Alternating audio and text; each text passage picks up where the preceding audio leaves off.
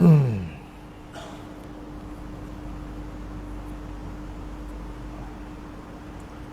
الكريم وآله وأصحابه الكرام الفاتحة. أعوذ بالله من الشيطان الرجيم. بسم الله الرحمن الرحيم. الحمد لله رب العالمين الرحمن الرحيم مالك يوم الدين. إياك نعبد وإياك نستعين اهدنا الصراط المستقيم صراط الذين أنعمت عليهم غير المغضوب عليهم ولا الضالين آمين. السلام عليكم ورحمة الله وبركاته. بسم الله الرحمن الرحيم.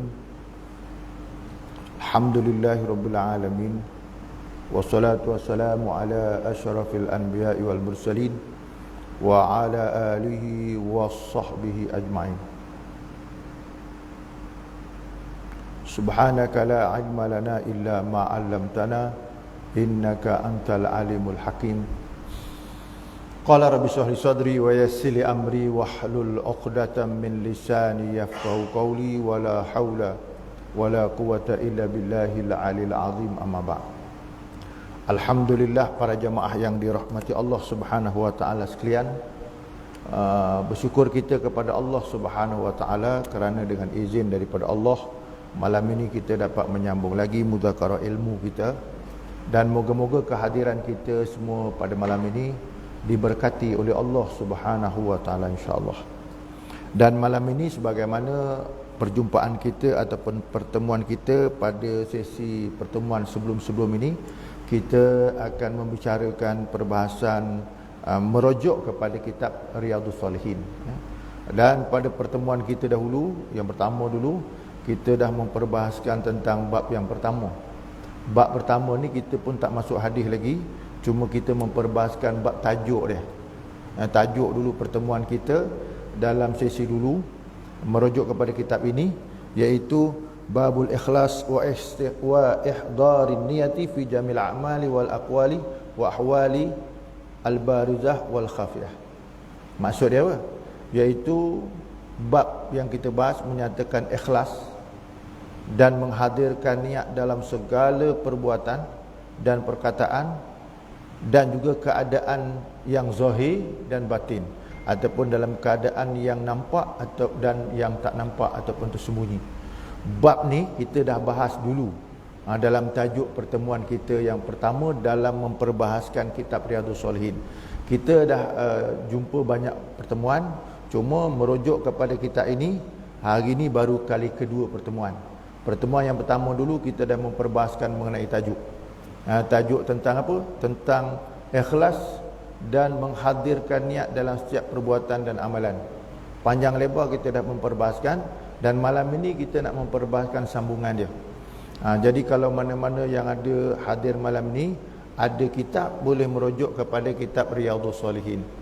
Kitab Riyadhus Salihin yang terjemahan pun ada.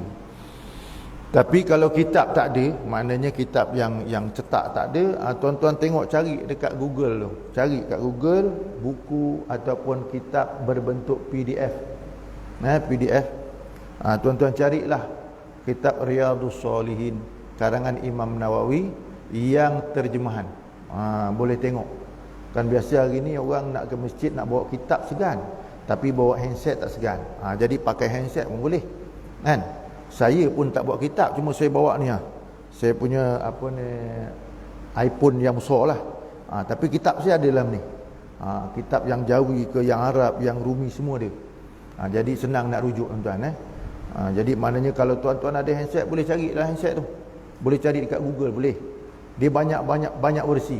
Cetakan Malaysia ada, cetakan Indonesia ada, yang cetakan Arab dia dengan terjemahan dia ada, yang terjemahannya sahaja pun ada, yang Arabnya sahaja pun ada. Cuma nak kena rajin carilah. Rajin cari. Kalau rajin cari senang. Jadi kita punya mudzakarah ilmu malam ni merujuk kepada kitab tu. Kita tak lari daripada kitab yang ditulis oleh Imam An-Nawawi rahimahullah ta'ala. Baik tuan-tuan, kita rujuk kepada kitab. Kita rujuk malam ni, kita baca ayat Quran dia tu. Dia kata, qala Allah Ta'ala, wa ma umiru illa liya'budullaha mukhlishina lahuddina hunafa wa yuqimus salata wa yu'tuz zakata wa dzalika dinul qayyimah. Maksudnya Allah berfirman, padahal mereka tidak disuruh kecuali supaya menyembah Allah dengan memurnikan ketaatan kepadanya dalam menjalankan agama dan yang lurus, dan supaya mereka mendirikan solat dan menunaikan zakat, dan yang demikian itu agama yang lurus.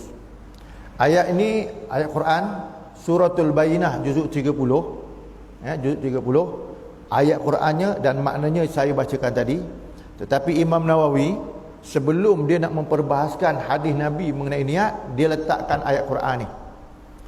Letakkan ayat Quran ni dalam muqaddimah. Kenapa? Sebab ayat Quran ni ada kaitan dengan tajuk dia tu. Ayat Quran ni ada kaitan dengan tajuk. Dan kalau tuan-tuan tengok dalam perbahasan mana-mana kitab ulama ni, yang lebih masyhurnya karangan Imam An-Nawawi ni, bila dia nak memperbahaskan apa-apa bahasan, sama ada bahasan itu mengenai tauhid ke atau ibadat ke atau apa juga, dia mesti menggunakan dua hujah. Satu hujah Al-Quran, satu hujah hadis. Dalam kitab dia akan dulukan hujah Quran, kemudian akan diikuti dengan hujah hadis Nabi sallallahu alaihi wasallam. Ini pendekatan ataupun penampilan yang digunakan oleh Imam An-Nawawi dalam menghuraikan kitab dia. Kita pula berpandukan kitab dia. Jadi maknanya cara dia nak menyampaikan mesej dalam kitab ni tuan-tuan, dalam tajuk pertama dia dulukan dengan hujah Quran, kemudian diikuti dengan hujah hadis Nabi, yang insya-Allah kita akan baca hadis itu. Cuma kita nak faham tuan-tuan, kenapa ulama menggunakan kaedah tu. Tuan-tuan bacalah dekat mana-mana, kalau tuan-tuan baca dalam kitab fiqh pun dia akan dulukan Quran kemudian hadis Nabi. Sebab kenapa tuan-tuan? Pendekatan ulama ini dia beramal dengan ayat Quran yang disebut oleh Pak Imam pada tiap-tiap hari Jumaat tu. Semalam tuan-tuan hari Jumaat, tuan-tuan tengok Pak Imam bila dia baca khutbah tu, dia akan baca ayat, dia kata fa in tanaza'tum fi syai'in faruddu ila Allah wa rasul. Ayat tu mesti dibaca oleh Pak Imam. Yang terjemahannya apa? Sekiranya kamu berlaku perbalahan di antara kamu, sama ada perbalahan besar ataupun kecil, ataupun ketidakpahaman, faruddu ila Allah wa rasul, kamu kena kembalikan kepada Allah dan Rasul. Maksud kembalikan kepada Allah Rasul tu, kembalikan kepada Al-Quran dan hadis. Inilah yang disuruh oleh Allah Ta'ala, yang digunakan caranya oleh para ulama. Macam mana cara dia nak menulis dalam tajuk-tajuk kitab dia? Dia mesti dulukan Al-Quran dan hadis Nabi. Kalau tuan-tuan jenis orang ahli syair ataupun ahli sejarah, tuan-tuan tengok sejarah yang ditulis oleh barat ataupun ahli sastra, dia mesti gunakan hujah orang, hujah manusia, sastra orang dulu, ahli sejarah orang dulu. Tetapi bila kita orang Islam ni, bila kita nak memperbahaskan sesuatu, kita mesti dulukan hujah Al-Quran, kemudian diikuti hujah hadis Nabi sallallahu alaihi wasallam. Cumanya tuan-tuan, kita kena fahamnya macam mana? Bila didulukan hujah Quran dan hadis Nabi, dia perlu ada orang yang tukang menghuraikan dia, perlu ada mensyarahkan dia. Sebab kenapa? Al-Quran ni tak semua orang faham bahasa dia, hadis Nabi pun tak semua orang faham bahasa dia. Tuan-tuan tengok orang ahli Quran ataupun masyarakat kita yang boleh baca Quran, kalau dia tengok Quran, dia boleh baca, tapi suruh terjemah, dia memang tak boleh nak terjemah, kan? Ada jenis orang kita, orang Melayu Islam, dia boleh baca Quran, tapi tanya balik yang dia baca tu apa maknanya, dia tak boleh terjemah. Kalau terjemah dia tak boleh, apatah lagi makna huraian. Jadi sebab itulah tuan-tuan, bila kita belajar menggunakan kitab kaedah yang ditulis oleh ulama, Al-Quran dulu kemudian hadis, kita memerlukan orang yang menghuraikan dia. Jadi bila orang yang menghuraikannya, kita kena kembalilah kalam atau perkataan kepada para ulama. Kena ada ustaz, kena ada guru. Baca sendiri tak boleh. Tuan-tuan, kalau saya bagi kitab yang saya baca malam ni pada tuan-tuan, yang ada Arab dengan Melayu dia, tuan-tuan boleh baca? Boleh. Terjemahannya boleh dibaca, bukan tak boleh, boleh dibaca. Memang boleh baca. Sebab apa? Ayat Quran, ayat apa, bahasa Arab dia ada, Melayu dia ada, Rumi dia ada, boleh baca. Tapi persoalan boleh baca sajalah, faham belum tentu. Faham belum tentu. Sebab tu dia kena rujuk balik kepada ulama. Penting. Kalau kita main baca je tu, nanti jadi faham sendiri. Jadi faham sendiri. Bila faham sendiri, itu yang jadi sesat barat, tuan-tuan. Tuan-tuan tengok dalam YouTube dengan Facebook, orang mengulas perkataan ulama. Kan? Antara orang yang mengulas, tuan-tuan tengok, ada satu orang namanya Syihabuddin Ahmad. Tuan-tuan tengok, dia ulas ulama ni, tapi ulasan tu nak bergaduh dua-dua tu. Itu sebab tuan-tuan, dia perlu kepada pimpinan ulama ni bila kita belajar. Perlu. Dia tak boleh main baca sendiri. Jadi kita kena mengaji, kena menadah kitab dengan para ulama. Dia tak boleh nak baca sendiri. Kalau kita memang dah ada asas ilmu, ada asas dia, kita boleh baca yang lain sebagai tambahan. Sebagai tambahan. Tapi kalau kita semata-mata nak kurik daripada Al-Quran tanpa ada panduan ulama atau guru yang menghuraikan, maka jadi sesat barat. Kalau tuan-tuan tak percaya, tuan-tuan tengok Pak Imam hak baca Jumaat tu. Kan? Pak Imam tu, teks yang dia baca. Kan? Dia tu berkhutbah tapi baca teks. Tuan-tuan tengok dia baca. Apa yang tuan-tuan faham, kemudian tuan-tuan kita tanya balik Pak Imam tu, boleh tak dia jawab teks yang dia baca tu? Boleh tak jawab? Teks yang dia baca tu, dia membaca teks, kan? Tapi tuan-tuan tengok, bila dia baca, tuan-tuan akan faham butiran yang dia bagi. Cuba tuan-tuan bahas balik yang dia baca. Tanya Pak Imam, tahu tak? Tak. Kenapa? Dia cuma baca teks. Dia cuma baca teks. Dan teks tu sendiri tu pun ada orang tukang buat. Ada jawatan kuasa tukang buat. Nak bagi orang baca mudah dan orang dengar pun mudah, senang faham. Kan? Tapi tu pun orang tak faham-faham. Tuan-tuan tengok tuan-tuan, Pak Imam baca khutbah. Makmum tu yang jadi makmum dah lama. Kan? Tapi imam baca khutbah, masih imam baca khutbah dalam masjid tak penuh-penuh, tapi kat luar penuh. Betul tuan-tuan? Tu artinya apa? Hak yang dengar khutbah tu tak faham-faham lama dah. Walaupun imam tu baca. Betul tuan-tuan Saya bukan nak cakap bohong tuan-tuan, saya cakap terang-terang. Sebab apa? 2-3 minggu lepas saya sembahyang Jumaat kat sini. Saya sembahyang Jumaat tengah hari kat sini. Jadi saya dah tengok imam baca khutbah dah. Luar banyak orang, dalam kosong lagi. Saya tengok, ingat dalam ni dah penuh, rupanya kosong lagi. Artinya apa tuan-tuan? Orang yang datang masjid ni lama dah. Kan? Imam pun selalu sebut supaya ada kadang khutbahnya cerita pasal duduk dalam kepenuhan, tapi tak berapa orang ramai yang faham. Tengok Pak Imam sebut. Artinya apa? Sebab tu teks yang disebut, yang apa orang kata, yang disyarahkan dalam mana-mana teks ataupun kitab, dia perlukan kepada penghuraian, perlukan kepada penjelasan supaya orang lebih faham. Lebih faham. Baik. Dalam kitab ni tuan-tuan, dia sebut ayat surah Bayyinah, dia kata apa? Padahal mereka tidak disuruh kecuali supaya menyembah Allah dengan murnikan ketaatan kepadanya. Dengan murnikan ketaatan pada ayat tadi tu. Wa ma umiru, dan aku tidak suruh, kata Allah, tidak perintahkan illa kecuali liya'budullah, supaya mereka itu menyembah Allah mukhlisin, dengan benar-benar ikhlas dan murni. Tuan-tuan tengok ayat tu disuruh nyembah Allah. Kemudian ayat berikutnya mukhlisin, kena ikhlas. Kalau tuan-tuan tengok ayat tu, ada dua benda. Perintah pertama ialah suruh orang menyembah Allah. Kan? Menyembah Allah. Bila nombor dua, ikhlas. Ramai orang menyembah Allah, dia tak ikhlas. Kan? Jadi ikhlas itu adalah matlamat dalam ibadat. Kita ikhlas, matlamat dalam ibadat. Kenapa? Bila kita beramal sampai tahap ikhlas, ataupun dalam bahasa lain dipanggil sampai tahap ihsan, ketika itu tuan-tuan amal kita tak mampu untuk diganggu atau dikuasai oleh syaitan. Saya ulang balik. Kalau kita beramal sampai tahap ikhlas, ramai orang beramal, boleh beramal, tapi bila sampai kepada tahap ikhlas, maka ketika itu kita tidak mampu untuk diganggu oleh iblis dan syaitan. Tak mampu. Apakah benda yang saya kata ni tuan-tuan, saya beri jaminan? Tak, Allah Ta'ala sendiri beri jaminan. Syaitan tak mampu kacau orang yang sampai kepada tahap amalannya ikhlas kepada Allah. Maka syaitan tak mampu kacau. Tu. Allah Ta'ala sendiri rakamkan kenyataan syaitan tu dalam Quran. Ketika mana syaitan ni, dia minta janji dengan Allah Ta'ala. Oleh kerana Allah Ta'ala takdirkan syaitan ni sesat, maka syaitan kata dengan Allah, dia kata apa? Rabbi anzirni ila yaumi yub'atsun.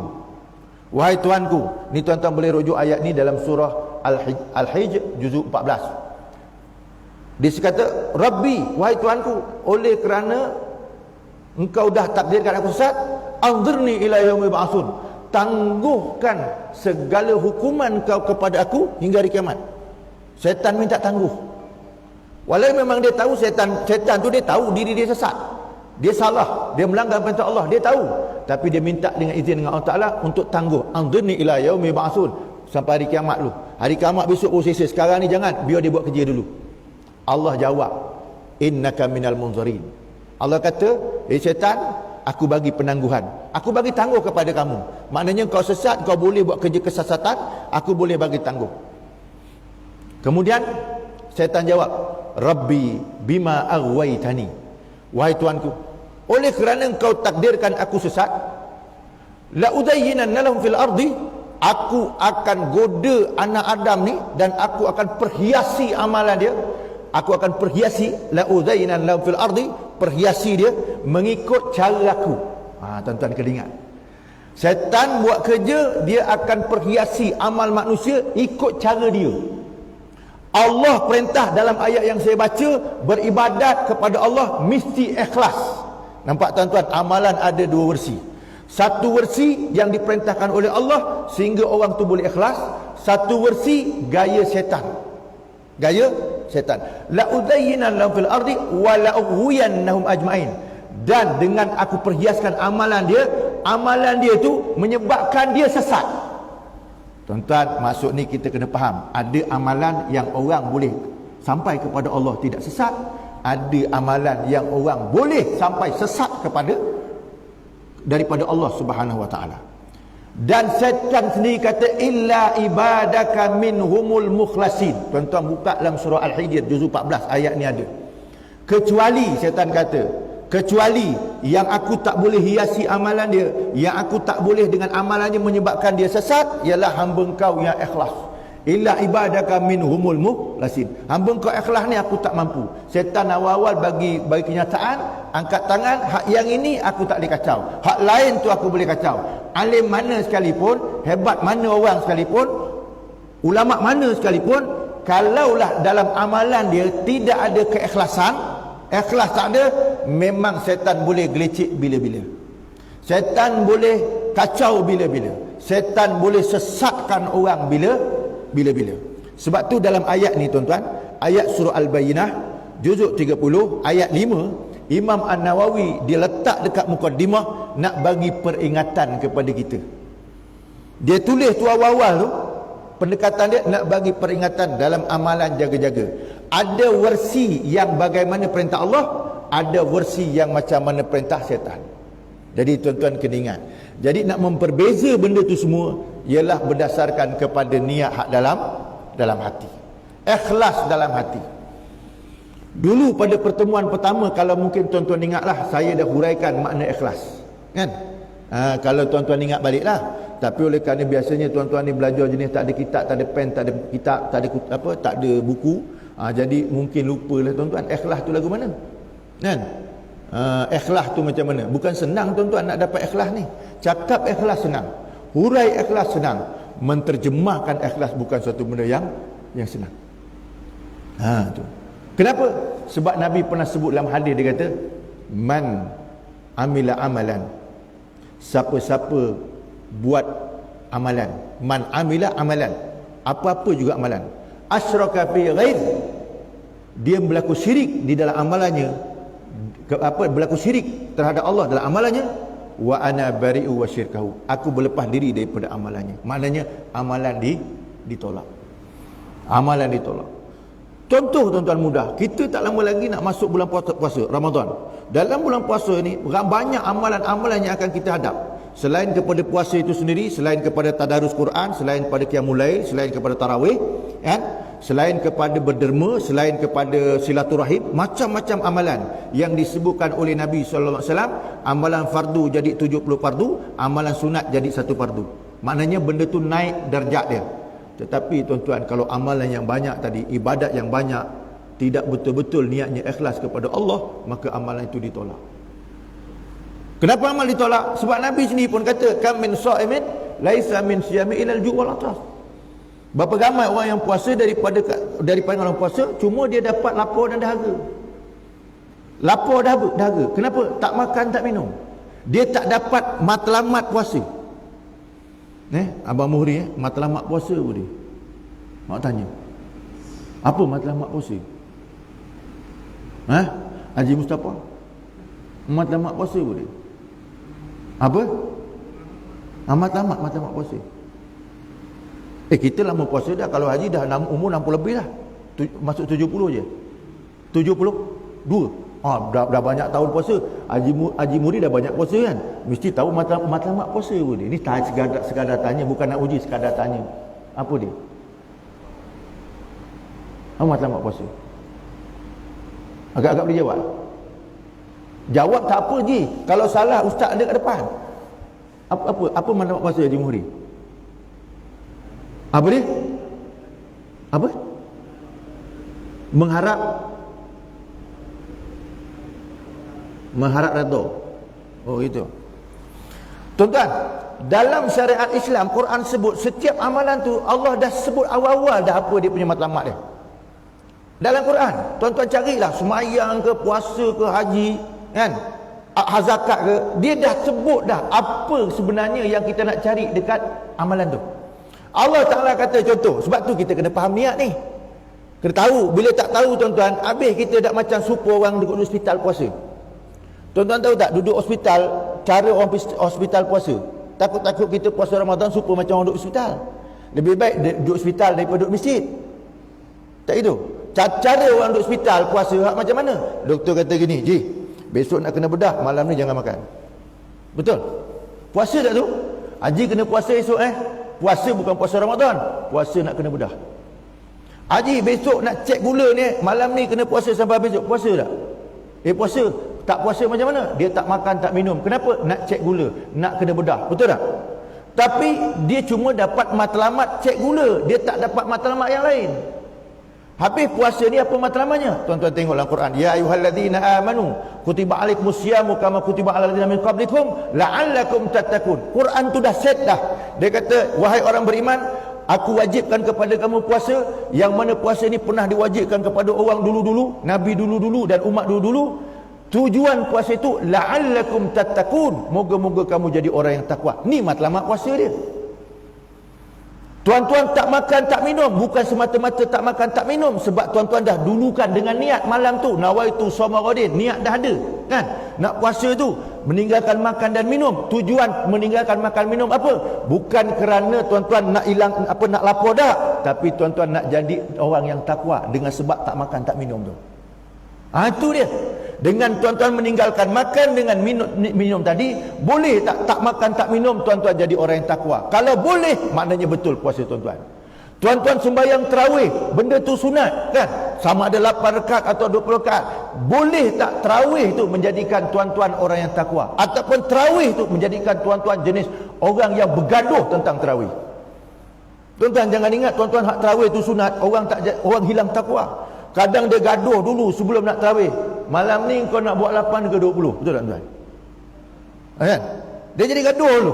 Padahal Allah suruh matlamat puasa dengan ibadat dia tu, dengan niat tu tadi, nak melahirkan kamu tarawih tu boleh tak jadi orang yang takwa, ataupun kamu tarawih tu lagi jahat dengan tarawih tu.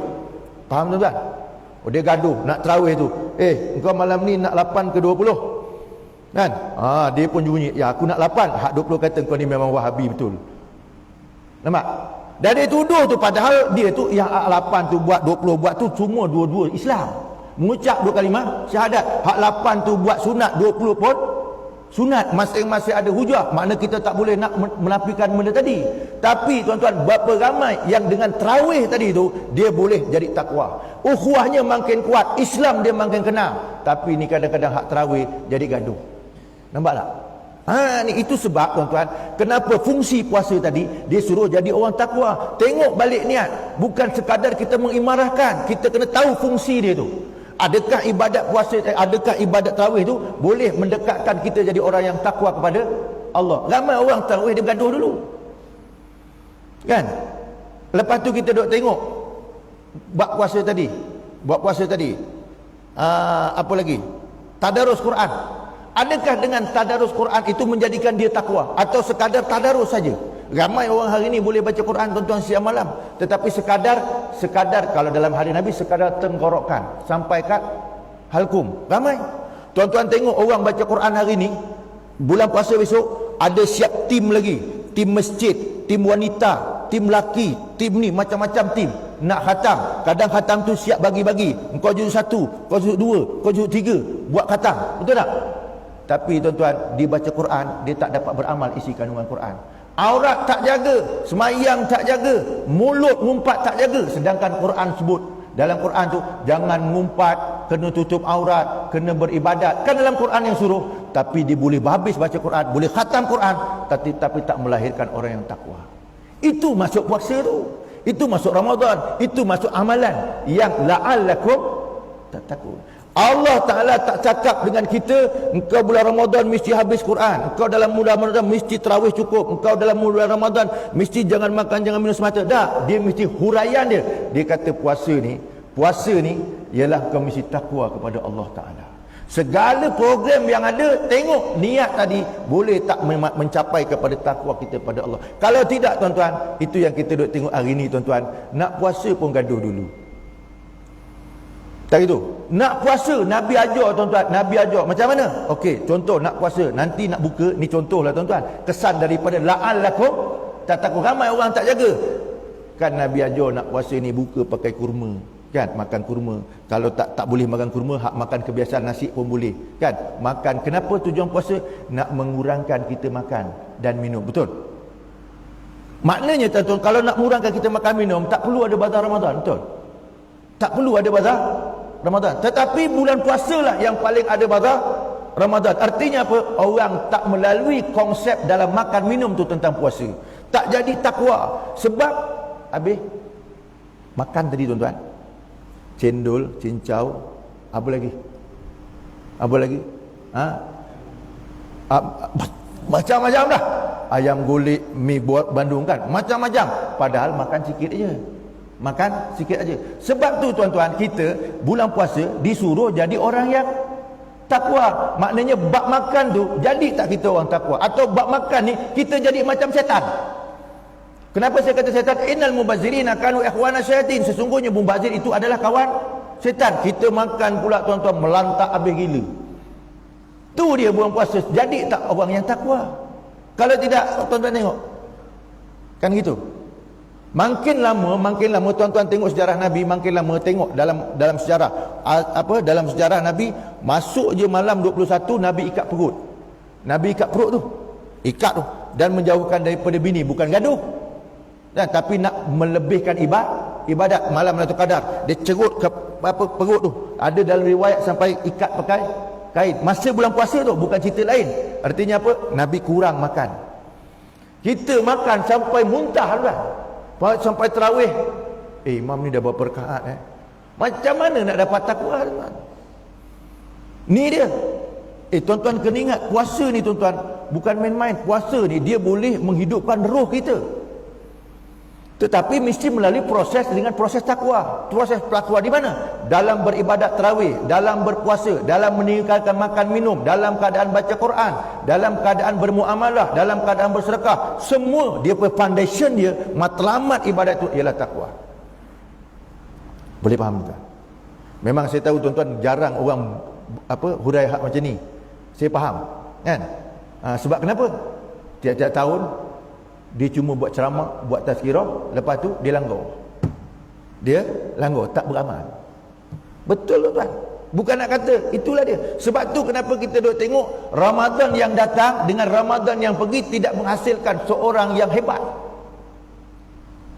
Baik tuan-tuan, contoh. Contohlah ni, ini contoh saya. Kalau takdir Ramadan ni kita mampu boleh buat hak macam apa yang saya sebut tadi, agak-agak nanti Syawal tuan, takdir kalau berlaku perang, tuan-tuan nak keluar perang atau tidak? Saya nak tanya tuan-tuan. Macam Haji Mustafa. Agak-agak ni cerita sebagai sekadar cerita. Kalau Ramadan ni habis, tiba-tiba bulan Syawal. Syawal ni orang nak raya, nak buat kuih, nak apa semua. Tiba-tiba gendang perang sampai. Agak-agak nak pergi perang ke gimana Haji Mustafa agak-agak? Nak tanya. Umur ada lagi. Betul tuan-tuan. Tapi apa yang saya nak sebut tuan-tuan, nak sebut zaman Nabi habis bulan puasa, ada pernah berlaku peperangan, tarikh dia 6 Syawal. 6 Syawal kalau ikutkan kita habis puasa 6 pergi perang terus. Sahabat Nabi SAW dengan Nabi pergi perang. Artinya apa? Nabi berjaya melatih sahabat digerakkan selepas bulan puasa, masuk raya 6 hari, tapi pergi perang. Sahabat sanggup pergi perang. Agak-agak kita macam mana? Perang dengan nafsu pun dah tongang terbalik tu kan? Perang dengan nafsu tu. Nafsu apa? Iaitu meninggalkan makan dengan minum banyak, meninggalkan tidur, kurangkan tidur, meninggalkan bercakap yang bukan-bukan, tukar dengan membaca Quran, pagi baca Quran, tengah hari baca Quran, petang baca Quran, berwirid. Tuan-tuan, hak yang ini kita payah nak buat. Kan? Kalau bulan puasa handset kat tangan tuan-tuan, pagi, petang, siang, malam, bukan baca Quran pun. Macam je, betul je? Betul? Kadang-kadang tuan-tuan duk tengok bulan puasa, siang-siang, malam-malam pukul 2 pagi. 2 pagi patutnya tahajud, dia boleh jawab SMS. Betul tuan-tuan? Belum ni saya ada kuliah tuan-tuan dekat Pelda Selancar, dekat belah Pahang sana. Kan? Hak yang tukang jemput saya ni, hari-hari nak kuliah tu, pukul 5 pagi, 10 minit lagi nak bang subuh, dia hantar mesej, Ustaz, malam ni on ataupun tidak. Kan? Lepas tu pukul 10 pagi dia update dia punya status, dia letakkan macam apa, iklan kuliah malam tu. Kan? Pukul 10 minit sebelum subuh dengan pukul 10. Tuan-tuan faham tak saya sebut tu apa maksud dia? Faham tak maksud dia? Saya punya kepala dalam memahami orang. Kan? Apa maksudnya? Maknanya orang ni pukul 5 pagi sebelum subuh dah pegang handset. Betul? Bukan pegang Quran, pegang handset. Walaupun dia beritahu kat ustaz-ustaz malam ni kuliah, betul. Maknanya pukul 5 pagi dia pegang handset. Betul tak? Sebelum subuh dia pegang handset. Ikut Islam, pagi bukan pegang handset. Wabil ashari hum yastaghfirun. Quran kata waktu sahur hendaklah kamu istighfar, bukan main handset. Dah bercanggah dengan kaedah Islam. Tu yang tarbiyah tak berjaya tu. Waktu pagi pegang handset. Macam pukul 2 pagi tuan-tuan hantar mesej kat member. Patutnya Allah kata wa minal laili fatahajjad bihi nafilatan lak. Waktu malam itu kamu kena bangun tahajud, tapi pegang handset juga. Agak-agak ikut tarbiyah Islam atau tidak tuan? Artinya bercanggah dengan kaedah Islam. Bila bercanggah dengan kaedah Islam, sebab tu tuan-tuan, hidup tadi bukan hidup Islam. Nampak atau tidak tuan-tuan? Tu dia. Lepas tu pukul 10 pagi pula tu dia update status iklan, ustaz malam ni punya kuliah. Saya tak kisahlah tuan-tuan untuk war-warkan, tapi pukul 10 pagi ni tuan-tuan, kalau kita ikut 8 ke atas, waktu duha, bukan pegang handset. Nampak tuan-tuan? Jadual Islam ada tuan-tuan. Jadual Islam tu ada, tapi oleh kerana tak faham Islam tuan-tuan, hancur lebur. Jadual Dajjal tadi, pagi handset, pukul 10 handset, 2 pagi handset, nanti bini telefon handset lagi, kena pula bini ni jenis kepala pun tak betul, masak kejap tuan-tuan, update bang, kita masak ni, lepas tu update status, bukan abang dia tahu saja, satu batu pahat tahu semua. Nampak tuan-tuan? Dia dedahkan dia punya program dia tu, tetapi waktu baca Quran tak ada, waktu tarawih bergaduh, waktu makan tak ikut Islam. Nampak atau tidak tuan-tuan? Jadi fokus la'allakum tattaqun dalam ibadat hancur lebur. Kenapa? Sebab yang dia ikut itu ialah gaya hidup setan, bukan gaya hidup Nabi. Itu yang dikatakan wa ma umiru illa liya'budullaha mukhlishina lahuddin. Nampak atau tidak tuan-tuan? Tuan-tuan kena baca betul-betul ayat surah Bayyinah ni tuan-tuan. Kenapa Imam Nawawi sebut awal-awal? Dia kata wa ma umiru, Allah Taala sebut dalam Al-Quran. Tuan-tuan tengok ujung surah Al-Bayyinah tu. Orang yang boleh beribadat kepada Allah Taala, ikhlas, beribadat kepada Allah kemudian ikhlas dengan cara Islam, ujung ayat surah Bayyinah tuan-tuan, radhiyallahu anhum wa radu'an dzalika liman khasyiya rabb. Kan ayat tu ujung surah Al-Bayyinah juz 30 ayat tu. Apa ceritanya? Radhiyallahu anhum wa radu'an. Nak dikisahkan apa? Ni kisah pasal Nabi dengan sahabat. Allah redha pada mereka, mereka redha kepada Allah. Nabi dah didik sahabat tuan-tuan. Sebab tu nama sahabat ni mesti tujung dia. Kalau Sayyidina Umar radhiyallahu anhu, Sayyidina Osman radhiyallahu anhu, Sayyidina Ali radhiyallahu anhu, Abu Bakar radhiyallahu anhu. Kenapa radhiyallahu anhu? Adakah saja-saja taruh? Tidak.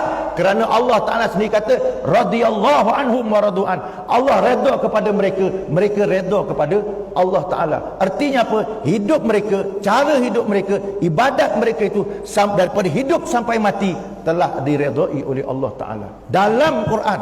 Kenapa? Zalika liman khasya rabbah. Mereka itu orang yang ada dalam lubuk hatinya takut kepada Allah.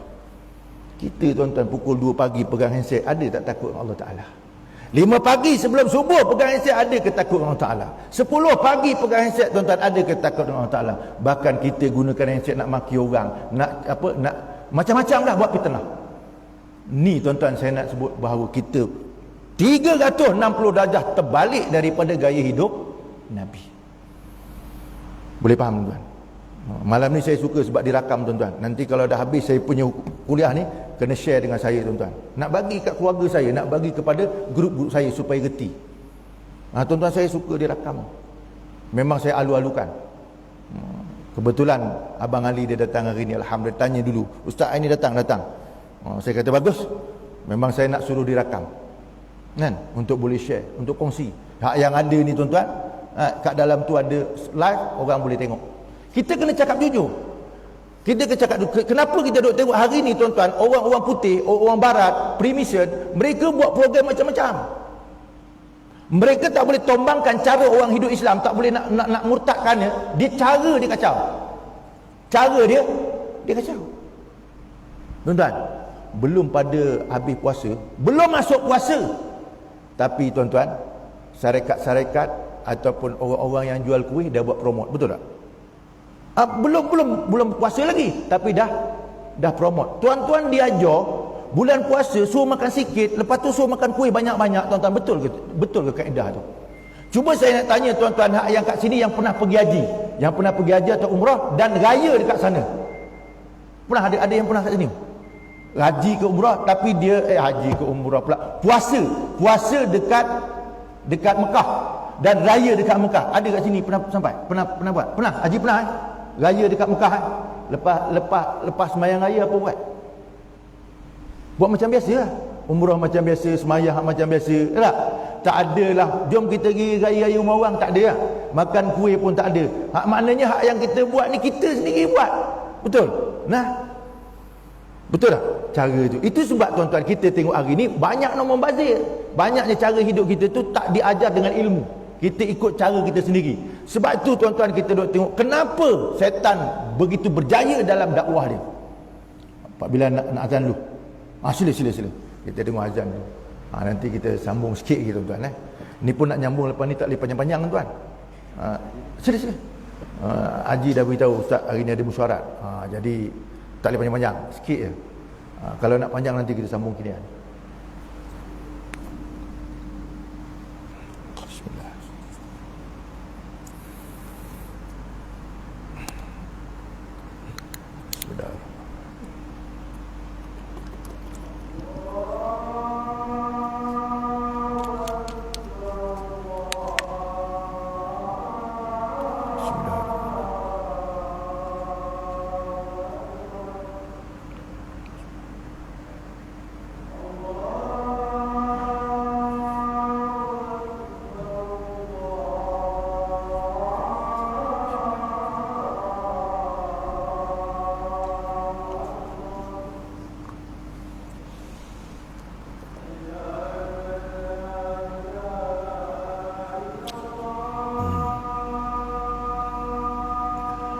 Asyhadu an la ilaha illallah.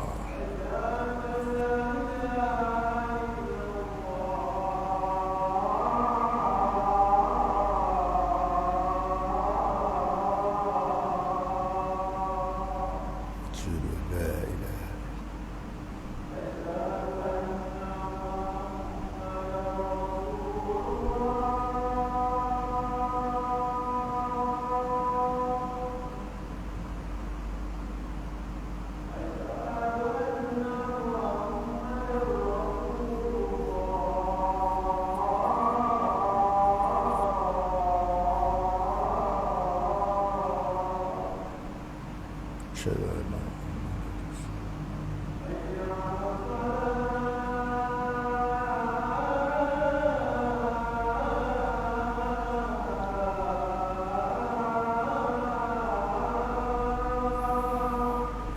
la haula wala quwwata illa billahil azim.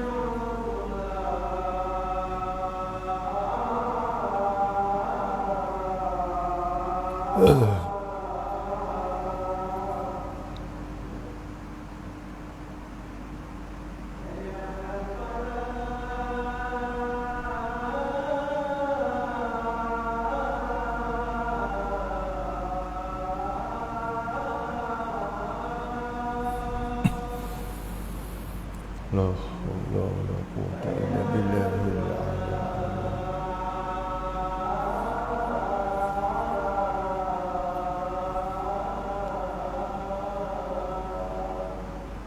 La haula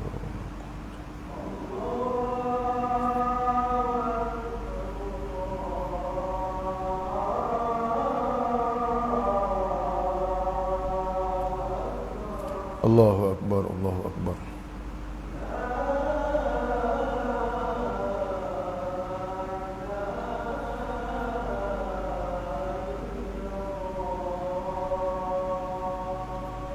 لا إله إلا الله رب هذه الدعوة التامة والصلاة القائمة آت محمد للوسيلة الفضيلة وبعد مقام محمود للذي وعد أنك لا تخلق الموت رب اغفر لي ولوالدي وللمؤمنين ويومكم العصر.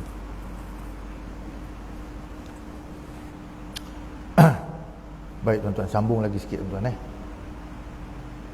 Tadi saya berhenti kat mana tuan-tuan? Ji, saya berhenti perbahasan saya kat mana tu? Saya punya huraian tadi kat mana berhenti?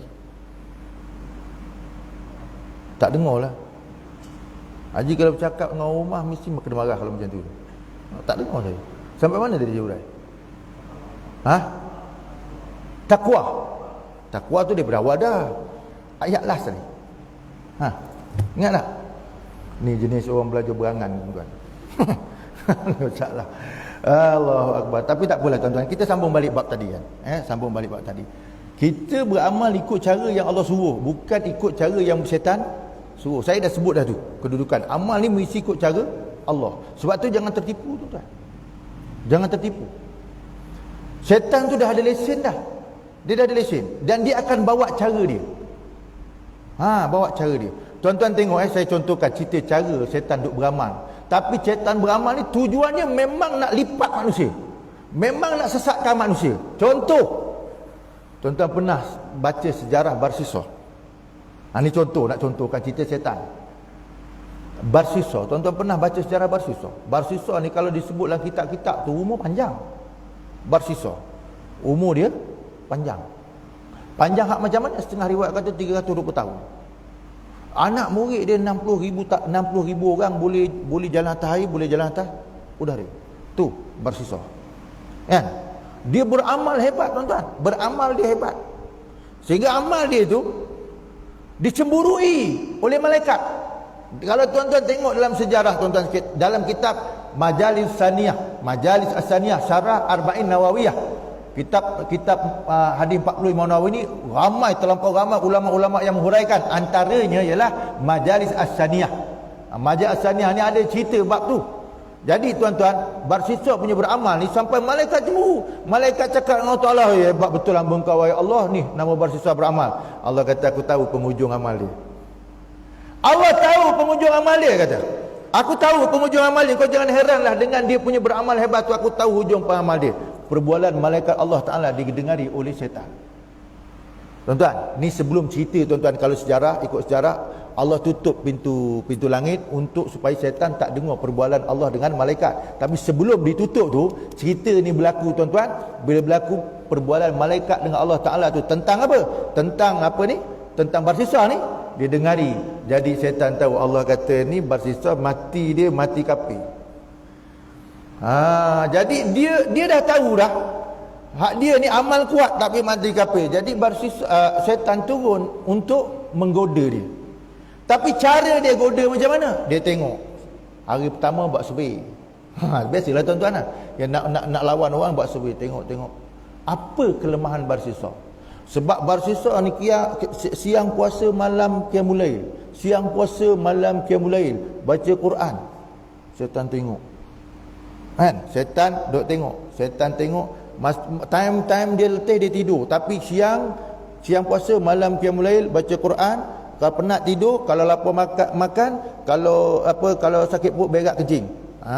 Setan dah nampak dia punya kelemahan. Apa kelemahan dia? Dia kata apa? Barsisa beramal, dia ada waktu rehat. Barsisa beramal, ada waktu makan. Barsisa beramal, ada waktu minum. Barsisa beramal, ada waktu berak. Jadi Iblis ni turun dengan gaya pakaian barsisa. Dia tinggalkan segala yang dilalui oleh barsisa, iaitu tentang tidur, makan, berak, kencing, rehat. Maknanya apa? 3 hari 3 malam dia puasa dan dia tak makan, dalam keadaan tak tidur, tak makan, tak minum, tak rehat, tak berak. Hebat tak hebat tuan-tuan? Barsisa ada masa rehat lagi. Dia tak. Dia pakai jubah macam biasa, tapi tak makan, tak minum, tak tidur. Puasa siang, malam berqiyamul lail. Nampak tuan-tuan? Tu setan. Setan pun dia buat ibadat juga tuan-tuan. Ibadat dia tujuan nak sesatkan orang. Tuan-tuan masa makan, ingat-ingat setan tak ikut makan ke tuan-tuan? Cuba beritahu hujah kat saya. Haji makan setan ikut tak? Silap aja dia pangkah terus, betul tak? Silap cara makan, dia pangkah terus. Apa dia? Itu makna dia pangkah terus. Tuan-tuan kan selalu dengar cerita hadis antara setan gemuk dengan setan. Itu dalam bab makan lah tu. Jenis tuannya nampak siakap 3 rasa, lupa baca doa makan, bismillah lupa, jamah dulu. Nak makan lupa, jamah dulu. Sedap ni.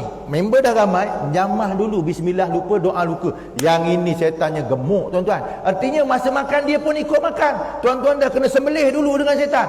Lepas tu tiba-tiba tuan-tuan nasihat, mak, engkau pergi semayang, nasihatkan anak. Dia kata, engkau jangan takut dengan bapak engkau lawan pun tak apa. Kenapa? Bapak engkau aku dah sembelih dulu, kata setan. Nampak tuan-tuan? Itu kena tengok tuan-tuan. Ni cerita. Jadi tuan-tuan, yang nama setan ni dia beribadat sama dengan sebelah barsisa. Dia tengok tak makan, tak minum. Barsisa duk tengok tuan-tuan. 3 hari buat macam tu, dia tanya balik. Kenapa? Dah ada orang menyaingi kehebatan ibadat dia. Barsisa tanya, engkau ni boleh buat ibadat macam ni punya hebat macam mana? Dia kata, kalau engkau nak ikut macam aku, ginilah, aku tunjuk cara.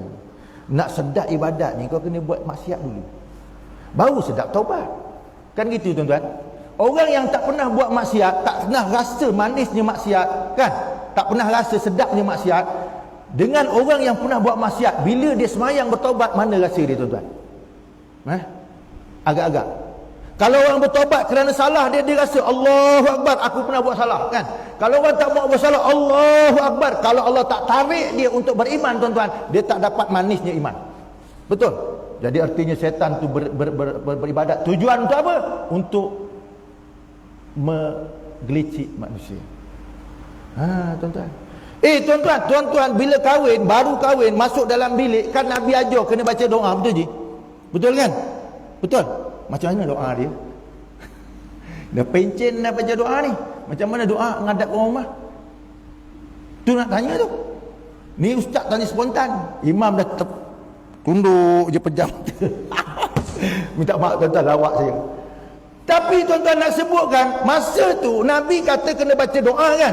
Tapi setan dah sampai dulu, dia bagi orang rumah, dia tepuk orang bang. Kau cuit laki kau sikit. Kan? Bang, lupa baca doa. Haji Ruslan. Kan?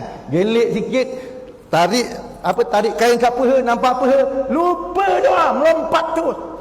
Tuan-tuan, setan pun kenduri sama. Minta maaf cerita. Tak gitu. Lepas tu tuan-tuan, tidur punya sedap. Sebab dengan orang rumah tadi dah tidur dengan setan sekali. Seronok tidur. Kenapa? Sebab kena tepuk dia setan. Tak gitu. Kan? Nak bangun subuh bang aja, setan bisik kat bini. Tu, laki kau nak pergi. Bang, kejap bang. Kejap. Dengar bini panggil, tak jadi bangun. Imam punya sedap apa? Bilal punya sedap bang. Tak boleh membangkungkan seorang suami, tetapi bini bisik sikit je, bang, hujan lebat ni bang, nanti kita berjemaah kat rumah lah, kan? Dia cakap cantik kan, bukan tinggal semayang, kita berjemaah kat rumah. Bangun tak Haji? Mam, Haji Malik bangun tak? Kelecek setan pandai kan, ni kerja dia. Dia wasyarikhum fil amwali wal aulad. Kamu kena berkongsi sama dengan harta dia dan anak-anak dia. Dia gelecek sikit je. Bukan dia kata kau jangan tinggal semayang dah, sebab dia tahu orang ni kaki semayang. Cuma orang ni kaki berjemaah. Dia mula-mula sebelum pada nak tinggal semayang, dia jangan pergi berjemaah. Guna mana? Orang rumah lah. Bang, sekejap lah bang, kita berjemaah nanti kat rumah. Ni hujan lebat. Tak bangun tuan-tuan. Bilal punya sedap punya mic tu, Allahu Akbar tuan-tuan. Satu parit Bilal dengar tuan-tuan, sedap punya. Tapi tak boleh membangunkan seorang suami yang kena kencing dia setan. Faham tuan-tuan? Hak telinga bukan pekak tuan-tuan, tapi kerana ada kencing setan tak boleh nak bangun. Ustaz, gak panas bunyi. Tuan-tuan, baca dalam hadis, orang yang apabila bangun dia bang subuh baru nak bangun, saya sebut bang subuh baru dia bangun tuan-tuan, itu artinya tuan-tuan, setan telah berjaya kencingkan dia punya telinga. Pula datang lagi jenis mulut setan datang, bang tak payahlah bang, kita berjemaah kat rumah. Tu mulut setan cakap. Kita terus tak jadi tuan-tuan, duduk sekejap. Mandi wajib tak sempat lagi. Ini kalau abang mandi wajib tak sempat, baik sembayangan saya. Oh, setan punya bahasa tuan-tuan, tak melanggar syariat tuan-tuan. Dia bagi sikit. Macam Haji Ruslan, betul tak? Tu tuan-tuan. Jangan main-main tuan-tuan. Jangan main-main, betul. Itu sebab nak cari orang yang ikhlas betul-betul dengan syariat Allah bukan senang. Setan dia gayut sekuat-kuatnya. Sebab tu tuan-tuan, cara setan ni dia menyusup, kadang-kadang kita tak sadar. Kita kena ikut cara Islam. Setan pun ada cara dia. Tuan-tuan, kita berdepan dengan musuh yang banyak. Siapa dia? Pertama, musuh manusia, iaitu kafir. Yang kedua, musuhnya setan. Yang ketiga, musuhnya hawa nafsu sendiri. Faham tu? Yang ketiga, musuh kita siapa? Anak dan isteri kita. Saya kata anak dengan isteri kita juga musuh, kerana Allah Ta'ala sendiri sebut, inna min azwajikum wa auladikum aduwwan lakum fahdharuhum. Sesungguhnya kamu kena ingat, isteri kamu dan anak kamu adalah musuh bagi kamu. Allah sendiri sebut dalam Quran, isteri kita tu musuh bagi kita, tetapi dia adalah musuh yang disayangi. Betul Haji Roslan? Anak dan isteri adalah musuh kepada kita sebagai musuh yang disayangi. Mana tak sayang bini, tuan-tuan nak lempang dia ke? Tak boleh tuan-tuan. Tuan-tuan mesti peluk pada dia, tapi sampai sembahyang berjemaah tinggal tu sebab kenapa? Sebab itulah musuh setan. Macam Haji Malik pula. Agak-agak kena bini nombor 2 nak dara. Agak-agak macam mana? Contoh. Minta maaf lah kalau ada belakang tuan rumah ni. Minta maaf lah. Tapi nak cerita macam tu, setan punya kerja. Sebab tu tuan-tuan kena ingat, versi Islam dalam ibadat ditunjukkan oleh Nabi SAW. Kenapa ditunjukkan oleh Nabi? Sebab Nabi adalah manusia pilihan Allah yang telah berjaya menunjukkan dalam hidup dia, dan yang telah diredai oleh Allah, dan memberikan satu jaminan daripada Allah, laqad kana lakum fi rasulillahi uswatun hasanah. Bagi kamu pada Nabi itu adalah contoh yang terpuji. Allah sendiri kata, kalau daripada kalangan manusia yang kamu nak lihat contoh, bukan orang lain, tu Nabi Muhammad sendiri. Sebab Allah tak mengaku demikian. Tetapi tuan-tuan jangan lupa, ada juga contoh hak lain. Siapa dia? Setan. Boleh faham tuan-tuan? Ni yang cerita Imam Nawawi kata, kena betul-betul faham Islam tu. Jangan tuan-tuan faham Islam hak cara setan. Setan pun boleh tahan. Tak gitu macam Haji Malik. Betul tak? Jadi imam kat depan, ingat setan tak besar tuan-tuan. Tuan-tuan jadi makmum kat depan, jadi makmum kat belakang, imam kat depan, setannya lagi besar. Siapa dia? Muka bini dia datang ketika jadi imam. Allahu Akbar. Bismillahirrahmanirrahim. Baca waladdallin. Sedap baca. Makmum pun amin. Kalau ikut hukum fiqh, sunat imam ni jangan baca terus surah. Biar makmum baca Fatihah dulu. Lepas tu anggarannya baru baca surah, kan? Masa tu tuan-tuan, setan datang tak? Macam setan datang tak? Masa tu nak nunggu baca surah tu, relax kejap tu. Hukum fiqh tak dilanggar, dia faham tu. Tapi masa tu tuan-tuan tengah menunggu, kan, bagi masa sekejap makmum baca Fatihah. Masa tu dia tak baca apa-apa. Agak-agak setan kacau tak? Dia teringat pesan tadi, orang rumah dia pergi, bang nanti balik sembahyang isyak jangan lupa beli gula. Masa tu dia ingat tuan-tuan. Masa dalam sembahyang dia ingat. Tuan-tuan, dia kacau sikit aja kita tergulit habis. Tergulit habis. Kena pula tuan-tuan imam baca Bismillahirrahmanirrahim. Semayang syak. Mula je baca surah Alif Lam Mim. Makmum tuan-tuan, setan pancung. Pak imam lambat, panjang pula surah dibaca. Nampak tuan-tuan? Itu makmum kena geset semacam aja. Tuan-tuan pakai jubah ke, pakai serban ke, pakai kopiah ke, dia sembelih semacamnya. Siapa? Setan. Itu tuan-tuan bukan dekat karaoke tuan-tuan, dalam masjid. Kena imam baca panjang sikit. Makmum kata, Allah, imam ni baca panjang sikit, aku ni perut meragam. Nampak tuan-tuan? Masa semayang bukan berbual kat luar. Setan masuk. Nampak atau tidak tuan-tuan? Sebab itu Allah Ta'ala kata hak setan tak boleh kacau ialah mana-mana hambanya yang ikhlas kepada Allah Ta'ala. Jadi setiap hidup kita kena serah kepada Allah. Amal kita kena ikut apa yang Nabi sebut. InsyaAllah selamat. Boleh faham tuan-tuan? Ini bukan nak pancung tuan-tuan, beritahu. Tapi itulah yang berlaku. Belum cerita hal lain ni tuan-tuan. Benda tu, sebab tu tuan-tuan, Imam Nawawi, tuan-tuan carilah sebab kitab ni, mula-mula dia mesti cerita bab niat yang betul dan bab ikhlas mula-mula tu. Kenapa? Sebab sebelum masuk tajuk yang berikutnya sampai habis, yang ini kena betulkan. Nanti kalau hak yang atas tu kita nak buat amal hak berat-berat, tiba-tiba yang ini awal tu tak betul, foundation tak betul, habis tuan-tuan, kita tak ikut Islam, kita ikut setan. Waktu habis Ramadan bukan jadi orang, jadi setan. Minta maaf ceritalah, lepas habis je raya jadi setan. Tak percaya tuan-tuan. Tuan-tuan tengok, malam pertamanya malam raya je tuan-tuan. Tuan-tuan tengok tak raya Cina, malam raya tu dia buat apa? Raya Cina. Malam tu pum yang RM100, yang RM1000 kan. Orang Melayu pun ikut 2 kali 5. Malam raya pum itu. Bukan sikit tuan-tuan. Kalau hak 5 letup tu berapa je? Hak 5 letup pum naik atas tu. Meletup las ke atas tu banyak. Berapa satu batang? Haji Malik berapa satu batang? Tak tahu Bukan tak tahu, takut nak jawab. Takut kena macam pernah buat je. Tuan-tuan tu dia. Tu biasa memang. Betul lah tuan. Kita kalau hak Cina bakal mature, tu dah memang dia punya budaya, itu lantak dia. Hak yang kita pandai-pandai ikut tu buat apa tuan-tuan? Dah tu mahal pula tu. Kita anak beranak duk tengok mak bapak dia beli mercun ratus ribu, kadang 1000 kan. Dia ajar mak apa anak-anak dia tengok sambil ketawa. Ni bapak kau bakar duit. Ni bapak kau membazir. Ni bapak kau ikut setan. Lebih kurang macam tu lah nak beritahu kat anak. Anak pun tepuk itu. Wabah, beli lagi, nambah tu. Nak ajak masuk neraka. Ada motivasi daripada anak dengan bini. Betul tuan-tuan? Ni bukan nak maki tuan-tuan. Tak, inilah realitinya. Betul dia Mustafa. Dah kita ikut budaya bukan ikut Islam. Jadi macam tu lah. Tak percaya duk tengoklah. Kadang-kadang tuan-tuan, hak yang buat tu bukan makmum, Pak Imam tu kan buat. Kadang-kadang bukan Pak Imam, Ustaz tu kan buat. Tu yang jadi masalah tu. Ni bukan nak kata tuan-tuan, tapi saya tak boleh nak kata banyak tuan-tuan. Dekat pukul 9 kata nak mesyuarat. Cukuplah kadar tu malam ni.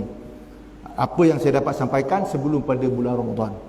Jaga tuan-tuan. La'allakum tattaqun, daripada semua sudut. Daripada semua sudut. Bukan satu sudut, daripada semua sudut. Kalau nak baik bicara tu cukup banyak kan. Bab puasa ni tuan-tuan, ada satu ulama tuan-tuan, dia tulis kitab fi ahkamu siam kan. 4 jilid kitab cerita puasa saja. 4 jilid tuan-tuan. Tebal-tebal ni 4 jilid. Nak cerita bab puasa je. Kita baca kitab satu tu tuan, bukan tak boleh baca, tak bawa langsung, bahkan tak kenal langsung. Tu yang jadi masalah. Tu ustaz sebut hari tu apa dalam kuliah kitab apa saya pun lupa tuan-tuan. Bab kitab ustaz baca tak ingat, tapi artis nyanyi lagu dia ingat, siap tajuk lagi. Betul Haji Muri? Tu Allah Akbar, bukan nak kata apa tuan-tuan, inilah realitinya. Kenapa? Sebab pemikiran kita, gaya hidup kita dah lama sangat terjajah dengan syaitan. Bukan dengan terjajah orang putih. Ni dalam hidup kita, Islam kita, ibadah kita terjajah dengan syaitan. Imam Ibnul Qayyim Al-Jawzi sebut dalam kitab Zadul Ma'ad, dia kata musuh kita ada 4. Musuh kita dapat dalam kitab Zadul Ma'ad. Nak tahu 4 tu tuan-tuan, to be continue bulan Ramadan insya-Allah. Jadi untuk malam ni cukuplah sekadar tu tuan-tuan. Sebab saya diberitahu kata bulan Ramadan kita akan buat kelas waktu lepas asar, sebelum pada maghrib. Jadi kalau hari ni lepas maghrib macam ni punya ramai, kita tengok bulan puasa tu lepas asar tu berapa ramai tuan-tuan. Kita duduk tengoklah, insya-Allah kita sambung balik. Dan biasakanlah tuan-tuan kita dengan amal tadi dengan adanya ilmu. Adanya ilmu supaya kita punya amal ada keberkatan. Hari tu tuan-tuan, 3-4 hari lepas, abang saya balik rumah. Tuan-tuan kenal abang saya. Jadi 2-3 hari lepas dia balik rumah. Saya kata hari ni boleh tak tidur sini? Tak boleh. Malam ni Parit Bilal. Masa jadual ni Parit Bilal. Tuan-tuan, malam ni Parit Bilal. Dia kata tak boleh nak kena Parit Bilal. Kan? Jadi dia tanya dengan saya, malam ni saya tak akan bawa tajuk ni, engkau je cerita nanti. Tu yang saya cerita malam ni tuan-tuan. Yang ni aku tak nak cerita, engkau jangan cerita. Engkau boleh cerita ni, aku tak boleh cerita. Itu abang saya pesan. Malam ni saya bawa cerita ni tuan-tuan. Kan? Kalau tuan-tuan tak tanya pun saya akan jawab macam ni, saya akan bawa cerita ni. Sebab kenapa? Memang tuan-tuan tak tahu pun. Yang saya cerita ni tuan-tuan, biasa amal tak dalam rumah? Daripada awal sampai akhir, biasa amal dalam rumah? Nak tanya, biasa tak? Biasa kan? Yang biasa alhamdulillah. Yang ramainya tak biasa. Kenapa? Sebab amal dengan gurunya syaitan, bukan amal dengan gurunya Nabi Muhammad. Itu yang masalah. Bukan nak kata tuan-tuan syaitan, dah. Kita tak kata pun manusia ni syaitan, tetapi tuan-tuan tetap akan diiringi tiap-tiap hari dengan syaitan. Saya tak kata tuan-tuan syaitan, tapi kalau tuan-tuan akan diiringi oleh syaitan, dia nak tengok mana ada lubang. Orang ni tidur, doa tak baca, dah kena peluk dia syaitan. Bang subuh baru nak celik, dikencing dia syaitan. Tu yang kadang-kadang bila dah tua-tua minta maaf cerita tuan-tuan, dah tua-tua nak nasihat payah. Sebab kenapa? Bangun ketiga bang subuh. Tu yang masalah. Kita ni tuan-tuan kena bangun sebelum subuh. Ikut dalam hadis, ikut dalam Quran, kena bangun sebelum subuh. Mana dalil bangun sebelum subuh? Mana ayat Quran dalil bangun sebelum subuh? Dalilnya wa minal laili fatahajjat, waktu malam kamu kena tahajud, itu kena bangun. Wa bil ashari hum yastaghfirun, dan waktu sahur kamu kena istighfar. Waktu sahur kamu kena istighfar. Waktu sahur ni subuh ke tak? Belum subuh lagi, kena istighfar masa tu. Artinya waktu sahur kena buat amal, semayang kena, tahajud, istighfar kena bangun sebelum. Sebab tu dalil mengatakan orang bangun ketika bang subuh, confirm syaitan dah kencing telinga dia. Lagi kalau tak kurit telinga, lagi tebal tuan-tuan dia punya dinding dia. Tu minta maaf cerita lah. Tuan-tuan cari dalam kitab Muntahib Al-Hadis, menyebutkan macam mana orang yang bangun ketika bang subuh, maka telinganya telah dikencing oleh syaitan. Kalau 50 tahun buat macam tu tuan-tuan, hari-hari kena kencing syaitan, agak-agak tuan-tuan macam mana telinganya tu. Kalau cucu datang kencing telinga kita tuan-tuan, memang penampur sampai tuan-tuan. Bukan sayang kan? Atuk tengah tidur, cucu datang kencingkan telinga, agak-agak kena macam mana? Bukan cucu datang kencingkan telinga, kita tengah tidur, bini kita datang siram kita, memang silat-silat penampur tuan-tuan. Penampur, silat-silat terlanjur cakap terus cerai. Kan? Itu orang ni setan tuan-tuan, kencingkan telinga. Nasib baik setan tu kita tak nampak. Kalau nampak memang habislah tuan-tuan, kita habis. Ni tuan-tuan kena beriman dengan Allah, perkara yang gaib. Setan tu makhluk Allah ciptaan, cuma takdirnya kita tak nampak dia. Kalau nampak dia tuan-tuan, cubalah bangun sebelum subuh. Nak betul sahih ataupun tidak, hak Nabi kata tu kena kencingkan setan. Sekali-sekali tuan minta lah dengan doa dengan Allah Taala tuan-tuan, ya Allah aku nak tengok setan ni macam mana. Lepas tu jangan bangun kecuali bang subuh, nak tengok telinga kena kencing atau tak kena. Cuma dalil mengatakan apa? Setan ni memang kita tak, kecuali kalau orang tu memang jadi manusia yang menyetan. Faham tuan?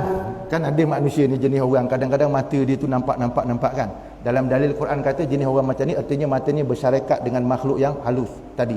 Cuma Quran kata innahu yarakum huwa qabilu min haitsu la tarawnahum. Jin setan ni dia melihat kamu tak melihat dia. Dalil Quran kata kamu tak nampak dia. Tiba-tiba nampak, tu maknanya apa?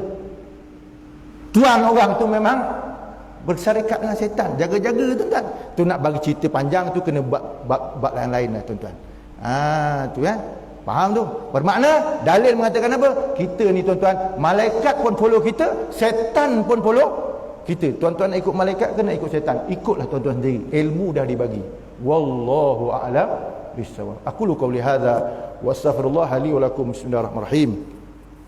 Allahumma inna nas'aluka ilman nafi'a, qalban khashi'a wa amalan mutaqabbala wa rizqan halalan tayyiban wasi'an mubarakah yaqinan shadiqan wa qaima. Alhamdulillah alamin. Assalamualaikum warahmatullahi wabarakatuh.